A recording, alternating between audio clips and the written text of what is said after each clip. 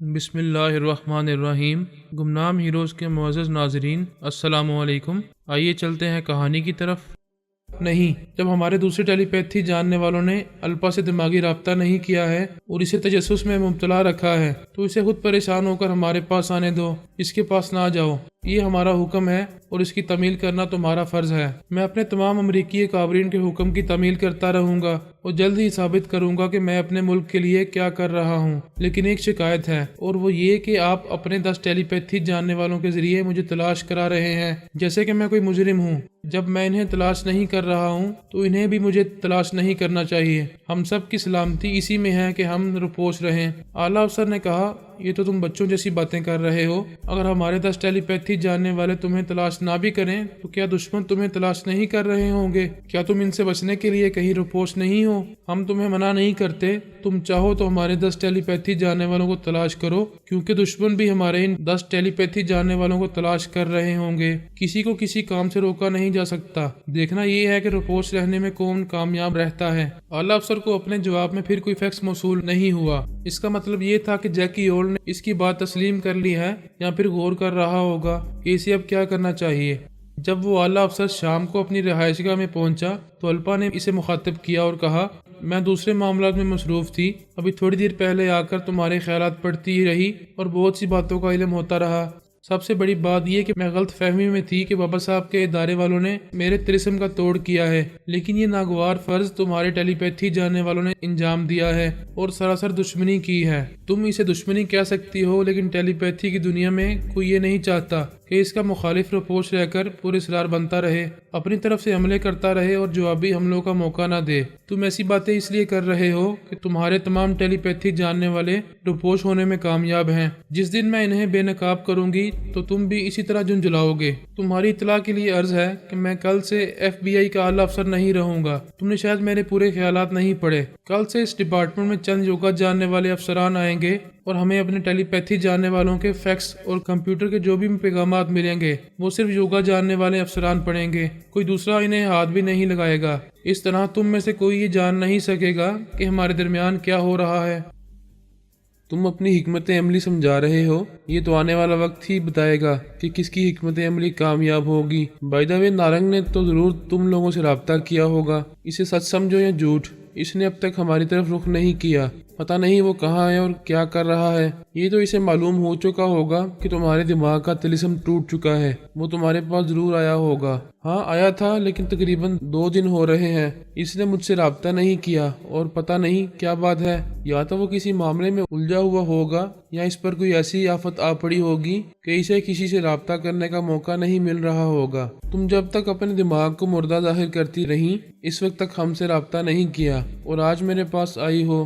کیا کوئی خاص بات ہے؟ ہاں، یہ صرف میری نہیں تم لوگوں کے بھی سوچنے کی بات ہے کہ بابا صاحب کے ادارے کے تمام ٹیلی پیتھی جاننے والے ایک طویل عرصے سے خاموش ہیں، نہ مجھ سے رابطہ کرتے ہیں نہ تم لوگوں سے۔ ان کی یہ خاموشی معنی خیز نہیں ہے، وہ خاموش نہیں ہے۔ پچھلے دنوں سونیا امریکہ آئی تھی، اس نے نیلما، تیجپال اور نارنگ کا تعاقب کیا تھا۔ نیلما کو ہلاک کیا تھا، تیجپال کو غیر اہم سمجھ کر چھوڑ دیا تھا۔ اب نارنگ سے اس کی مخالفت ہے یا نہیں، اس کے بارے میں ہمیں پورے یقین سے کچھ معلوم نہیں ہے۔ کیا تم لوگوں نے فرانس کے اخبارات میں یہ نہیں پڑھا کہ ایک مردہ تابوت میں زندہ ہو کر بیٹھ گیا تھا؟ کیا اس سے یہ ظاہر نہیں ہوتا کہ وہ آتما شکتی جاننے والا نارنگ شاید کسی دوسرے بے روپ میں موجود ہے؟ ہم نے اس کے بارے میں معلوم کیے جانے کے بعد اسے پاگل خانے میں داخل کروا دیا گیا تھا، بعد میں اسے اغوا کر لیا گیا تھا۔ اغوا کرنے کے بعد سے اب تک وہ لاپتہ ہے۔ اگر وہ اب تک زندہ ہوتا تو یقیناً کوئی جوابی کارروائی کرتا، لیکن اس کی طرف سے مکمل خاموشی ہے۔ الپا دماغی طور پر واپس اپنی جگہ آ گئی، کچھ دیر تک سوچتی رہی، پھر اس نے بابا صاحب کے ادارے کے انچارج خلیل بن مکرم سے رابطہ کیا اور کہا، میں آپ سے کچھ معلومات چاہتی ہوں، اگر آپ کوئی حرج نہ سمجھیں تو مجھے اتنا بتا دیں کہ نارنگ کہاں ہے۔ خلیل بن مکرم نے کہا، نارنگ پہلے اپنی آتما شکتی کھو بیٹھا تھا، اس نے دوبارہ آتما شکتی حاصل کی ہے اور اب وہ کسی جسم میں گیا ہوا ہے۔ یہ پتہ نہیں وہ کس جسم میں چھپا ہوا ہے اور آئندہ کیا کرنے والا ہے۔ وہ ان کا شکریہ ادا کر کے واپس آئی اور برین ادم سے رابطہ کر کے کہا، بگ برادر، نارنگ زندہ ہے۔ اور اپنی پوری آتما شکتی کے ساتھ اب کسی نئے جسم میں ہے، لیکن وہ کسی سے رابطہ نہیں کر رہا۔ 2 دن پہلے میرے پاس بار بار ایسے آ رہا تھا جیسے اب مجھ پر مسلط ہونا چاہتا ہو، لیکن اب وہ مجھے بھی نظر انداز کر رہا ہے۔ کیا اس کی یہ خاموشی کسی طوفان کا پیش خیمہ ہو سکتی ہے؟ وہ کچھ نہ کچھ کر رہا ہوگا، یا دوسرے پہلو سے دیکھا جائے تو وہ کسی مصیبت میں گرفتار ہوگا۔ اس مصیبت سے نکلنے کے بعد ہی اپنی طاقت کا غرور دکھائے گا۔ بگ برادر، میں یہی تو پریشان ہو کر بار بار سوچ رہی ہوں کہ وہ جب بھی آئے گا، میرے یوگا جاننے کے باوجود میرے دماغ میں غصہ چلا آئے گا اور میں اسے روک نہیں سکوں گی۔ وہ اپنے اشاروں پر جس طرح چلائے گا، میں چلنے پر مجبور ہو جاؤں گی۔ میری سمجھ میں نہیں آتا کہ ہم اس سے کس طرح تحفظ حاصل کریں۔ برین آدم نے کہا، جیکی اولڈ کے بارے میں ثبوت مل چکے ہیں کہ وہ امریکہ کا وفادار نہیں ہے، اپنی ایک فوج بنائے ہوئے ہے۔ اس کی ٹیلی پیتھی جاننے والے گونگے افراد کی فوج کہاں چھپی ہے؟ اس سے کس طرح رابطہ ہو سکتا ہے؟ یہ ہمیں پتہ نہیں چل سکتا ہے۔ اس کی آواز سنائی نہیں دیتی ہے۔ وہ تو فیکس کے ذریعے رابطہ کرتا ہے۔ اگر کسی طرح اس سے رابطہ ہو جاتا تو ہم اس سے گٹھ جوڑ کر کے گونگے ٹیلی پیتھی جاننے والوں کی فوج کے ذریعے بڑی طاقت حاصل کر سکتے ہیں۔ ہم جیکی اولڈ کی مدد سے نارنگ کو کمزور کر سکتے ہیں اور ڈٹ کر اس کا مقابلہ کر سکتے ہیں۔ وہ تائید میں سر ہلا کر بولی، ہاں، کم از کم اس کمبخت نارنگ کے دباؤ میں تو نہیں رہیں گے، لیکن اس جیکی اولڈ سے کیسے رابطہ ہوگا؟ کچھ سمجھ میں نہیں آ رہا۔ وہ دونوں تدبیریں سوچتے رہے۔ تدبیریں سوچتے سے یہ امید رہتی ہے کہ کوئی نہ کوئی اچھا راستہ نکل آئے گا۔ فی الوقت الپا ٹیلی پیتھی کی دنیا میں اکیلی رہ گئی تھی اور یہ اچھی طرح سمجھ گئی تھی کہ جلد ہی اس پر برا وقت آنے والا ہے۔ میں، میرے بیٹے، میری بہوئیں اور بابا صاحب کے ادارے سے تعلق رکھنے والے دوسرے تمام سراغ رساں جب ادارے سے نکل کر مختلف ممالک کی طرف جاتے تھے تو ان سب کو، حتیٰ کہ مجھے بھی ہدایات دی جاتی تھیں کہ مجھے کس ملک میں جانا ہے۔ بعض اوقات کہا جاتا تھا کہ کیوں جانا ہے اور کیا کرنا ہے، اور بعض اوقات صرف اتنا ہی کہا جاتا تھا کہ اس ملک کی طرف جاؤ۔ اس کا مطلب یہ ہوتا تھا کہ جناب تبریزی جانتے تھے کہ جب ہم کسی ملک میں جائیں گے تو وہاں کیا ہونے والا ہے، اور جو کچھ ہونے والا ہے وہ پہلے سے بتاتے نہیں تھے اور ہماری ذہانت اور حاضر دماغی پر چھوڑ دیتے تھے کہ ہم کیا کرنے والے ہیں اور کیا کر سکتے ہیں۔ جناب تبریزی کی جانب سے ہدایات دی گئیں کہ ثانی اور جینی پیرس میں رہ سکتی ہیں یا ادارے میں واپس آ سکتی ہیں۔ پارس اور پورس کو ہدایات دی گئیں کہ وہ آسٹریا پہنچیں۔ ان دونوں کو آسٹریا کب پہنچنا چاہیے، کس شہر میں پہنچنا چاہیے، یہ باتیں تفصیل سے نہیں بتائی گئیں، صرف کہہ دیا گیا کہ انہیں وہاں جانا ہے۔ اور جب ایسی ہدایات ملتی تھیں تو ہم میں سے کوئی بھی وقت ضائع کیے بغیر عمل ضرور کرتا تھا۔ لہذا ثانی تو پہلے ہی پیرس والے کاٹیج میں تھی، وہاں جینی کو بھی پہنچا دیا گیا۔ ہدایت کے مطابق پارس اور پورس دونوں آسٹریا روانہ ہونے لگے۔ ثانی اور جینی انہیں رخصت کرنے کے لیے ایئرپورٹ تک آئیں۔ کاٹیج سے روانہ ہوتے وقت پورس نے کہا، ہم جانتے ہیں تم دونوں ہمیں ایئرپورٹ چھوڑنے کیوں جا رہی ہو، راستے میں بیویوں کی طرح خوب نصیحتیں کرو گی۔ پارس نے کہا، یار، بیویوں کا فرض ہوتا ہے کہ وہ اپنے شوہر کو یا ہونے والے شوہر کو راہ راست پر چلاتی رہیں اور اچھی ہدایات دیتی رہیں۔ دیکھو میں کتنا اچھا، نیک اور پارسا بن گیا ہوں۔ ثانی نے کہا، یہ تو میں اچھی طرح جانتی ہوں کہ تم کتنے نیک اور پارسا بن گئے ہو۔ پورس نے کہا، ثانی، مجھے تو کہنا چاہیے، میرے بھائی پہ شبہ نہ کرو، لیکن کہنا فضول ہے۔ شوہر 100 بار اپنی پارسائی ثابت کرتا رہے پھر بھی بیوی شبہ کرتی ہی رہتی ہے۔ جینی نے کہا، ثانی ٹھیک کہہ رہی ہے، شبہ کیوں نہیں کرے گی؟ تم کون سا پارسا ہو؟ اگر میں نہ رہوں تو پتہ نہیں کہاں کہاں منہ کالا کرتے پھرو گے۔ پارس نے کہا، دیکھو پورس، جینی شادی سے پہلے ہی تمہارا منہ کالا کر رہی ہے۔ جینی نے کہا، میں اور اس سے شادی کروں گی؟ یہ تو بالکل اب نارمل ہے، نیم پاگل ہے اور مجھے پاگل کہتا ہے۔ اس بات پر سب ہنسنے لگے۔ ایئرپورٹ پہنچ کر جینی نے کہا، تم دونوں اپنی آنکھوں پر سے یہ سیاہ گاگلز اتارو۔ پورس نے پوچھا، بھائی سے پہننے پر کیا اعتراض ہے؟ میں خوب جانتی ہوں سیاہ چشمے کی وجہ سے یہ پتہ نہیں چلتا کہ ہمیں دیکھ رہے ہو یا کسی دوسری کو۔ پورس نے کہا، پلیز ثانی، اب یہ تمہارے پاس رہے گی، تم اسے سمجھاؤ کہ اس طرح جھگڑا کرنے سے کام نہیں چلتا۔ ثانی نے کہا، یہ صحیح کہہ رہی ہے، چور چوری سے جاتا ہے، ہیرا پھیری سے نہیں جاتا۔ ان دونوں نے سیاہ چشمے اتار دیے۔ پارس نے کہا، جب ہم طیارے میں جائیں گے تو وہاں کوئی چشمہ اتارنے والی نہیں ہوگی۔ جینی نے کہا، ضرور ہوگی، میں تو خیال خانی کے ذریعے پورس کے دماغ میں رہوں گی۔ ثانی نے کہا، نہیں جینی، ایسی باتیں نہ کرو، میں اور پارس آپس میں لڑتے جھگڑتے ضرور ہیں، مگر ہمارے درمیان طے پایا ہے کہ ہم ایک دوسرے کی اجازت کے بغیر دماغ میں نہیں آیا کریں گے۔ اس لیے جب پارس مجھ سے دور ہوتا ہے تو میں اس وقت تک اس کے دماغ میں نہیں جاتی ہوں جب تک کہ یہ خود میرے دماغ میں نہ آئے، یا پھر مجھے کوئی خاص ضرورت پڑے تو میں آ کر کہتی ہوں کہ تم سے کچھ باتیں کرنا چاہتی ہوں، تب ہم دونوں کے درمیان گفتگو ہوتی ہے۔ یہی طریقہ بہتر ہوتا ہے۔ جینی نے اس کی باتیں سنتے ہوئے ایک چرچ کے فادر کی طرف دیکھا۔ وہ 2 راہبوں اور 4 راہباؤں کے ساتھ آ رہا تھا۔ اس کی داڑھی بہت گھنی اور لمبی تھی۔ داڑھی کا آخری سرا سینے تک آ رہا تھا۔ وہ قریب سے گزرنے لگا تو جینی نے پولس سے پوچھا، میں اس کی داڑھی کھینچ کر دیکھوں؟ پولس نے کہا، تمہارا دماغ چل گیا ہے، یہ کیسی باتیں کرنے لگتی ہو؟ ثانی اور پارس نے بھی کہا، نہیں جینی، ایسی باتیں نہیں کرتے، یہ فادر ہیں، ان کا احترام کرنا چاہیے۔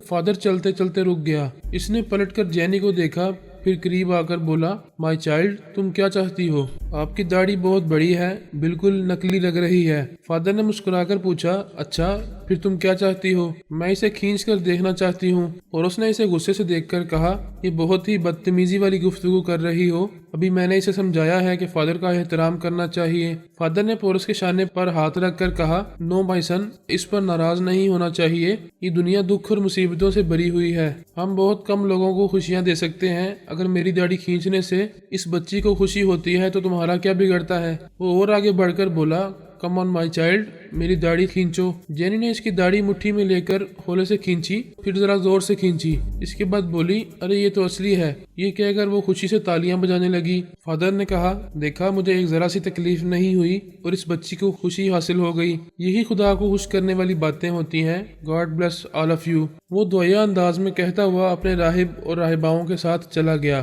پولس نے کہا، یہ بڑے شرم کی بات ہے۔ جینی نے کہا، واہ، فادر تو خوش ہو رہے تھے، دعائیں دے رہے تھے، اور اسے تم شرم کی بات کہتے ہو؟ کیا تم فادر سے بھی بڑے ہو، ان سے بھی زیادہ معجز ہو؟ دیکھو تو کتنے اچھے آدمی ہیں، انہوں نے مجھے خوش کر دیا۔ ثانی نے کہا، انہوں نے تمہیں خوش کر دیا، لیکن تمہیں بھی اپنی عقل سے سوچنا چاہیے کہ وہ چور کبھی سامنے نہیں آتا جس کی داڑھی میں تنکا ہوتا ہے۔ ثانی، تم کتنی پرانی کہاوت مجھے سنا رہی ہو۔ آج کل کے چور تو داڑھی میں تنکا رکھ کر بھی بڑی ڈٹائی سے سامنے آ جاتے ہیں۔ وہ دونوں ہاتھ پیچھے رکھے باتیں کر رہی تھی، پھر اس نے ایک ہاتھ کی مٹھی ان کے سامنے کی اور اسے کھولا تو ہتھیلی پر کئی سفید بال دکھائی دیے۔ وہ بولی، اس کی گھنی داڑھی کے پیچھے جو بال تھے شاید وہ جلدی میں صحیح طرح چپک نہیں پائے تھے، باقی داڑھی کو اس نے بڑی مہارت سے چپکایا ہوا تھا، اسے کھینچنے سے وہ داڑھی نکل نہیں سکتی تھی۔ ثانی، پارس اور پورس اسے مسکرا کر پیار سے دیکھنے لگے۔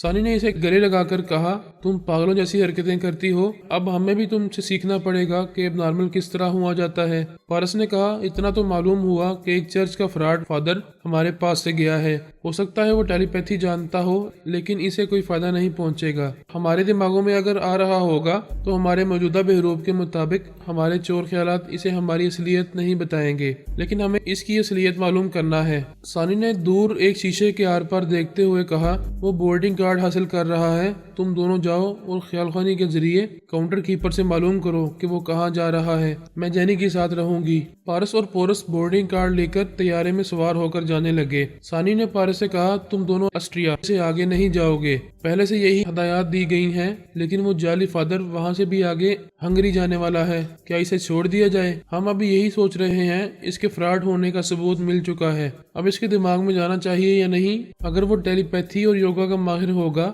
تو اس کے دماغ میں خطرے کی گھنٹی بجنے لگے گی، وہ سمجھ لے گا کہ مخالف ٹیلی پیتھی جاننے والے اس کی اصلیت معلوم کرنا چاہتے ہیں اور اس پر شبہ کر رہے ہیں۔ ثانی نے کہا، کوئی ضروری نہیں ہے کہ اس کے دماغ میں پہنچا جائے، جب وہ ہم سفر رہے گا تو مختلف طریقوں سے اس کی اصلیت معلوم کی جا سکتی ہے۔ تم ٹھیک کہتی ہو، ہم یہی کریں گے۔ جینی نے کہا، اب وہ طیارے میں سوار ہو رہے ہیں، ہمیں نظر نہیں آئیں گے، کیا خیال ہے، چلا جائے؟ ہاں، ہم چل رہے ہیں۔ جینی نے کہا، پورس نے ابھی مجھ سے کہا ہے کہ اس فراڈ کے بارے میں معلوم کرے گا، لیکن ٹیلی پیتھی کے ذریعے اس کے دماغ میں نہیں جائے گا، ہو سکتا ہے کہ وہ بھی کوئی یوگا کا ماہر ہو یا ٹیلی پیتھی جانتا ہو۔ پارس سے میری بھی یہی باتیں ہو رہی تھیں، وہ دونوں خود ہی اس سے نمٹ لیں گے، کم آن۔ وہ دونوں وہاں سے جانے لگی۔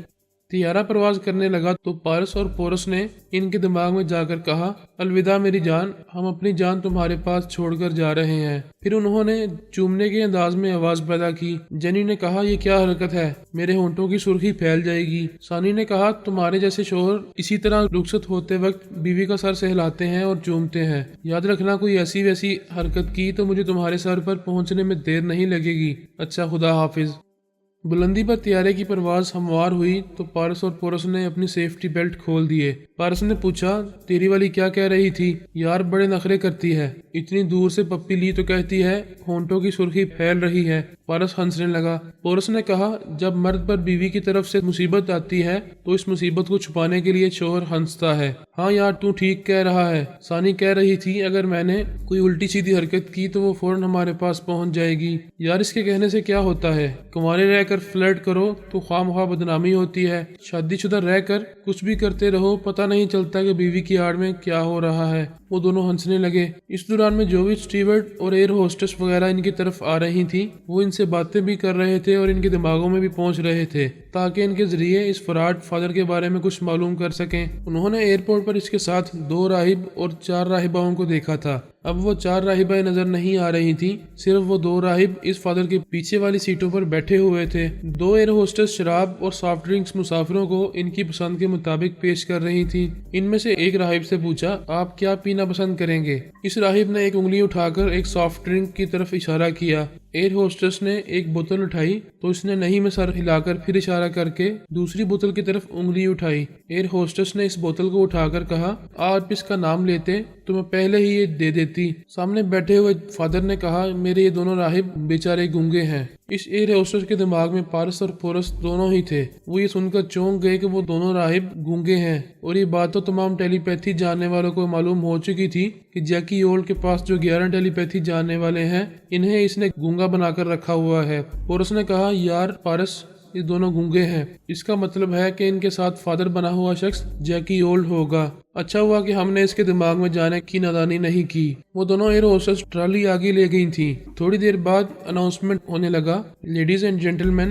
اٹینشن پلیز، ابھی اس طیارے میں ایک ناخوشگوار واقعہ پیش آنے والا ہے، لیکن اس واقعے سے کسی مسافر کو نقصان نہیں پہنچے گا۔ آپ سب سے التجا کی جاتی ہے کہ جو کچھ بھی آنکھوں سے دیکھیں اس سے خوفزدہ نہ ہوں اور اپنی سیٹ پر آرام اور اطمینان سے بیٹھے رہیں۔ اس اناؤنسمنٹ کے دوران میں پارس اور پورس اس بولنے والی کے دماغ میں پہنچ گئے تھے۔ پتہ چلا کہ وہ انٹرپول کا ایک افسر ہے اور اس کے ساتھ دوسرا افسر اور 4 انٹرپول کے ماہر سراغ رساں بھی ہیں۔ وہ دونوں اس کے ذریعے ان سب کے دماغوں میں جانے لگے۔ اس افسر کی اناؤنسمنٹ کی آواز اسپیکر کے ذریعے طیارے کی محدود فضا میں گونج رہی تھی۔ وہ کہہ رہا تھا، آپ میں سے اکثر حضرات کو معلوم ہوگا کہ پیری اماؤنٹ نامی ایک خطرناک قاتل انٹرپول کو مطلوب ہے۔ ہزار تلاش کے باوجود اور اس سے کاؤنٹر فائرنگ کے باوجود بھی وہ کبھی ہاتھ نہیں آیا۔ ہم نے یہ نتیجہ اخذ کیا ہے کہ اس سے زمین پر لڑنا، اسے گرفتار کرنا بہت مشکل ہے، لہٰذا ہم زمین اور آسمان کے درمیان اس خطرناک قاتل مجرم پیری ماؤنٹ کو یہاں گرفتار کرنے آئے ہیں۔ پورس نے کہا، ہم تو اسے جیکی اولڈ سمجھ رہے تھے، لیکن یہ تو بدنام زمانہ قاتل پیری ماؤنٹ ہے جو کبھی قانون کی گرفت میں نہیں آتا ہے۔ اناؤنسمنٹ کرنے والا کہہ رہا تھا، ہم پھر ایک بار تمام مسافروں کو اطمینان دلاتے ہیں کہ پیری کے ایئرپورٹ سے یہاں تک ہر طرح سے اس کے سامان کی چیکنگ کی گئی ہے۔ اس کے پاس کوئی آتشی اسلحہ تو کیا ایک چاقو بھی نہیں ہے، لہٰذا کسی مسافر کو کوئی جانی نقصان نہیں پہنچے گا۔ پارس نے کہا، یہ انٹرپول والے دھوکہ کھا رہے ہیں، یہ نہیں جانتے کہ اس فراڈ فادر کے پیچھے 2 ٹیلی پیتھی جاننے والے گونگے بیٹھے ہیں، وہی خطرناک ہتھیار ہے۔ اسپیکر کے ذریعے کہا گیا، اب ہم ایک چرچ کے معزز فادر بینجامن سے عرض کرتے ہیں کہ وہ اٹھ کر کھڑے ہو جائیں اور اپنی داڑھی اور فادر کا لباس اتار دیں۔ پیری ماؤنٹ اپنی جگہ سے اٹھ کر کھڑا ہو گیا۔ جتنے مسافر بیٹھے تھے سب اسے دیکھنے لگے۔ وہ سب کے سامنے اپنی داڑھی اور مونچھیں نوچنے لگا۔ داڑھی اور مونچھیں نوچنے کے بعد اس نے لباس اتار کر پھینک دیا۔ اب وہ ایک شرٹ اور پتلون میں تھا، مسافروں کو دیکھتے ہوئے مسکرا رہا تھا۔ پارس نے کہا، برادرم تم فوراً پائلٹ کے دماغ میں جاؤ اور ایسا قبضہ جماؤ کہ کوئی دوسرا ٹیلی پیتھی جاننے والا اسے اپنی مرضی کے مطابق پرواز کرانے پر مجبور نہ کر سکے۔ انٹرپول کے 2 افسران ریوالور لیے پائلٹ کیبن سے باہر آئے۔ باقی 4 سراغ رساں مختلف سیٹوں پر بیٹھے ہوئے تھے۔ انہوں نے اپنی گنیں لے کر وہاں سے اٹھتے ہوئے اس فادر بننے والے پیری ماؤنٹ کو اپنے نشانے پر لیا۔ پارس خیال خوانی کے ذریعے پیری ماؤنٹ کے دماغ میں پہنچ گیا۔ اس بات کی تصدیق ہو گئی کہ وہ جیکی اولڈ نہیں بلکہ واقعی بدنام زمانہ خطرناک قاتل پیری ماؤنٹ ہے۔ اس کے خیالات نے بتایا کہ اس کی بے مثال خطرناک مجرمانہ کارروائیوں کے باعث جیکی اولڈ اسے اپنا اہلِ کار بنانا چاہتا ہے، اس لیے اسے اپنے 2 ٹیلی پیتھی جاننے والوں کے ساتھ اپنے پاس بلا رہا تھا۔ مگر یہاں سفر کے دوران میں یہ گڑبڑ شروع ہو گئی تھی۔ پیری ماؤنٹ نے اپنے دونوں خالی ہاتھوں کو مسافروں کی طرف دکھاتے ہوئے کہا، دیکھو یہ افسر ٹھیک کہہ رہے تھے، میرے پاس کوئی ہتھیار نہیں ہے، لیکن ان لوگوں کے پاس کتنے ہتھیار ہیں؟ یہ مجھے مارنا چاہیں گے اور میں بچنا چاہوں گا تو تم میں سے کوئی زخمی ہوگا یا مارا جائے گا۔ پھر یہ کیسے کہتے ہیں کہ کسی کو جانی نقصان نہیں پہنچے گا؟ یہ قانون کے محافظ ہیں مگر آپ لوگوں کی جان کی پرواہ نہیں کریں گے۔ میں آپ لوگوں کو بچاؤں گا اور کسی پر گولی نہیں چلنے دوں گا۔ ذرا تماشا دیکھیں۔ یہ کہہ کر اس نے دونوں افسران کو دیکھ کر کہا، کمان اپنے ریوالور میری طرف اچھال دو۔ اس کے یہ کہتے ہی دونوں افسران نے اپنے ریوالور فوراً اس کی طرف اچھالے۔ وہ انہیں دونوں ہاتھوں میں کیچ کر کے مسافروں کو دکھانے لگا۔ پارس سمجھ رہا تھا کہ ان گونگے ٹیلی پیتھی جاننے والوں نے ایسا کیا ہے۔ پیری ماؤنٹ نے 4 مسلح سراغ رسانوں سے کہا، اب تمہارے دونوں افسران میرے نشانے پر ہیں۔ اگر مجھ پر گولی چلاؤ گے تو یہ دونوں زندہ نہیں رہیں گے۔ پھر کتنی گولیاں چلیں گی اور کتنے مسافر مارے جائیں گے، اس کا حساب کر سکتے ہو۔ تمام مسافروں پر دہشت طاری ہو گئی تھی۔ عورتیں اور بچے رونے لگے تھے۔ اسی وقت پارس نے پیری ماؤنٹ کے دماغ پر قبضہ جمایا۔ اس نے ایک ریوالور ایک افسر کی طرف اور دوسرا ریوالور دوسرے افسر کی طرف اچھالا تو ان دونوں نے انہیں کیچ کر لیا۔ پھر ایک افسر نے کہا، اب بتاؤ نشانے پر ہم ہیں یا تم ہو؟